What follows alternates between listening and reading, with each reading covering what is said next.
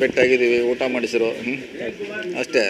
ನಂದು ಬೇರೆ ಕಾರ್ಯಕ್ರಮ ಇತ್ತು, ಸೊ ಅಲ್ಲಿ ಬಂದಿದ್ದೆ. ಸಾಹೇಬ್ರ ನೋಡ್ಕೊಂಡು ಹೋಗ್ಲಿಕ್ಕೆ ಬಂದಿದ್ವಿ, ಊಟ ಮಾಡಿಸ್ರು ಅಷ್ಟೇ. ಬೇರೆ ಏನು ಚರ್ಚೆ ಆಗಿಲ್ಲ ಸರ್? ಬೇರೆ ಏನಾಗ್ತದೆ, ಏನಿತ್ತು? ಈಗ CM ರಾಜೀನಾಮೆ ಕೊಡಬೇಕು, ಇಲ್ಲ ನಾವಿಲ್ಲಿ ಕೊಡಬಾರ್ದು ಅಂತ ಹೇಳಿರಲ್ಲ, ಅವ್ರು ಕೂಗು ಮಾಡಿದ್ರೆ ನಾವು ಬೇಡ ಅಂತ ಹೇಳಿದ್ರೆ.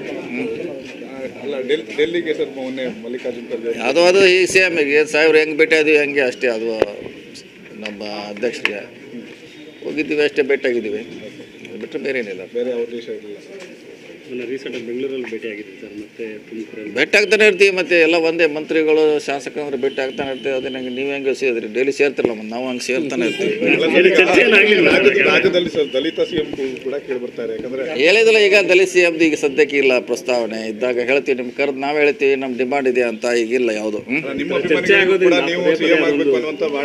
ಖಾಲಿನೇ ಇಲ್ಲ. ಎಲ್ಲಿ ಯಾರಿಗೆ ಮಾಡೋರು, ಯಾರು ಜಗದಾಗ ಮಾಡೋರು? CM ಇರೋದು ಒಂದೇ ಸ್ಥಾನ, ಮತ್ತು ಎಲ್ಲಿ ಮಾಡೋರು? ಇಲ್ಲಿ ತುಮಕೂರಲ್ಲಿ ನೋಡಿದ್ರೆ ತುಮಕೂರಿಂದ ಪರಮೇಶ್ವರ್ ಅವರು CM ಆಗಬೇಕು ಅಂತ ಹೇಳ್ತಾರೆ. ಈಗ ಅದು ಸನ್ನಿವೇಶ ಸಮಯಕ್ಕೆ ಬಂದಿಲ್ಲ, ಬಂದಾಗ ನಿಮ್ಗೆ ಹೇಳ್ತೀವಿ. ಪದೇ ಪದೇ ಭೇಟಿ ಆಗ್ತಿದ್ದಲ್ಲ, ಪದೇ ಭೇಟಿ ಅಂದರೆ ಅದು ಕಾರ್ಯಕ್ರಮ ಇತ್ತು, ಬಂದಿದ್ದೀವಿ, ಊಟ ಮಾಡಿದ್ರಿಕ್ಕೆಲ್ಲ ಊಟ ಮಾಡಿಸಿದ್ರು ಅಷ್ಟೇ. ಮಣ್ಣು ನಾವು ಮಾಡಿಸಿದ್ವಿ ಊಟ ಅವ್ರಿಗೆ ನಮ್ಮ ಮನೆಯಲ್ಲಿ, ನಮ್ಮ ಮಾಡಿಸಿದ್ರು.